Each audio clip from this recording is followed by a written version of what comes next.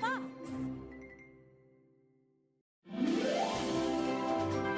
Alice's Adventures in Wonderland. Chapter 1. Down the Rabbit Hole.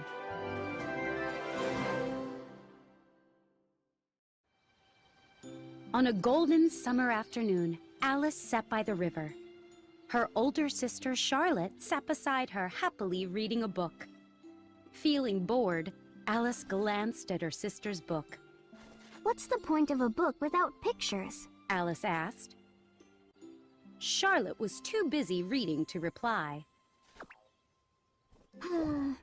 Alice gave a tired sigh and thought about making a daisy chain. However, that would require getting up to pick the daisies. And the hot day was making Alice feel very tired and lazy. Suddenly, a rabbit ran past the two girls. He was white and wore a colorful vest. Oh dear, He cried. I'm going to be late. Alice was so sleepy that she didn't think a talking animal was strange. But then the white rabbit pulled a watch from his vest pocket. Rabbits don't wear vests. Alice said to herself. And they certainly don't carry watches. Alice jumped up and ran after the white rabbit. Near a hedge, he popped down a large rabbit hole. Alice followed right after him, not thinking about how she'd get out. Suddenly, she was falling. "Help!" Alice cried. She felt as if she were falling down a deep well. It was too dark to see anything below, so Alice looked around as she fell. The rabbit hole was lined with cupboards and shelves. Maps and pictures decorated the walls. Alice grabbed a jar labeled orange jam from one shelf. She was disappointed to discover it was empty. Oh. If I drop this jar, it might kill somebody below, Alice said. She slipped it onto the next shelf she passed. Alice continued to fall. After this, I'll never get upset about just falling down some stairs. Why, I won't even complain if I fall off the roof. Down, down, down. Would this fall ever end? How many miles have I fallen by now? Alice said. I must be getting near the center of the earth. What if I fall right through the earth? Where would she end up? Alice tried to remember her geography lessons. I'll just have to ask the first person I meet. I'll say, "Please, ma'am, is this New Zealand or Australia?" Alice was silent for a while, but then she started thinking about Dinah, her cat. I hope someone remembers to feed Dinah tonight. Alice said aloud. Oh, Dinah, I wish you were here. There aren't any mice in the air, but you might catch a bat. Do cats eat bats? Do bats eat cats? Alice didn't know the answer to either question. And she was feeling so tired.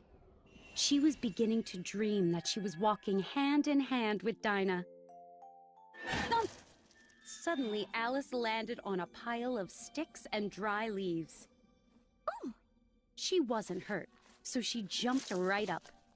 Ahead, the white rabbit was hurrying down a long passage. I'd better catch up with that rabbit. Alice ran as fast as she could. Oh, my ears and whiskers. It's getting very late. The white rabbit said as he turned a corner.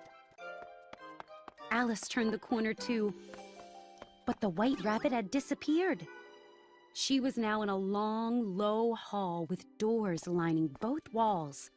Lamps hanging from the ceiling dimly illuminated the hall.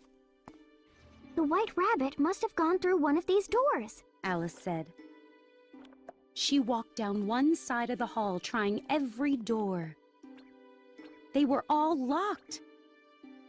She walked up the other side of the hall. Those doors were locked too. Alice stood sadly in the middle of the hall. How will I ever get out of here? She cried.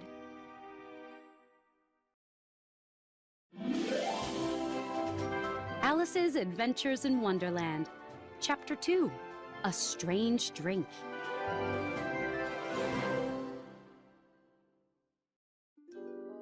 Looking around the dimly lit hall, Alice spotted a glass table. On top of it lay a tiny gold key. I wonder if this will unlock a door. Alice said as she picked up the key. She tried the key in every door on both sides of the hall.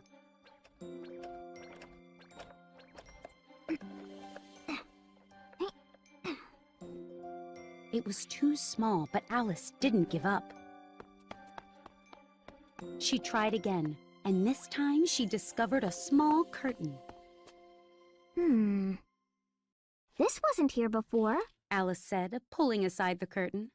Behind it was a door about 15 inches high, and the tiny gold key fit perfectly. Alice opened the door and knelt down. She peered through a small passage to a beautiful garden. Wow! That's the loveliest garden I've ever seen, she said. Look at those flowers and that fountain. Alice wanted to wander through the garden, but she was too big. She wished she could make herself small enough to fit through the door. I'm sure I could, if only I knew how to begin, she said. So many strange things had already happened that nothing seemed impossible anymore. There is no point in waiting by the little door, Alice thought. She headed back to the table. Maybe there will be another key, or instructions for shrinking myself, Alice said. Instead, she found a bottle which had definitely not been there before. Tied around its neck was a paper label. "Drink me," it said in large, beautiful letters. I'm not going to drink some strange liquid, Alice said. That could be poison. Alice examined the label carefully, but there was no mention of poison. So she decided to take a sip. That's delicious. Alice licked her lips. It's like a mixture of cherry tart, pineapple, roast turkey, and buttered toast. Alice liked the liquid so much that she soon finished the whole bottle. And then something strange began to happen. What an odd feeling. Alice looked around her. I seem to be shrinking.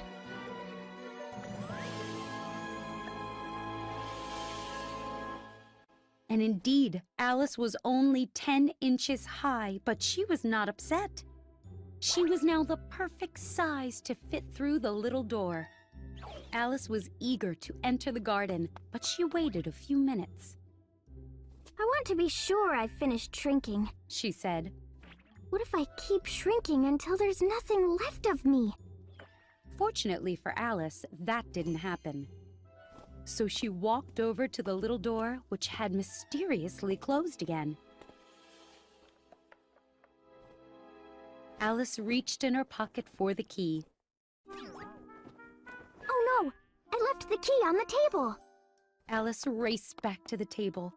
She could see the key quite clearly through the glass, but there was no way she could reach it. Trying to climb one of the glass legs, Alice slid back to the floor. The leg was so slippery. Still, she kept trying until she was exhausted. Alice sat down and cried, but that only lasted for a minute. Crying won't help you, Alice said to herself. She wiped her eyes. Now there was a glass box under the table. Inside was a cake with the words "Eat Me" spelled out in raisins. If this cake makes me grow larger, I can reach the key, Alice said. If I grow smaller, I can creep under the door. Either way, I'll get into that garden. Alice took a bite and nothing happened. She was very disappointed because she now expected strange things to occur. This is a useless cake. Alice said. But she ate it all anyway. And then she began to grow.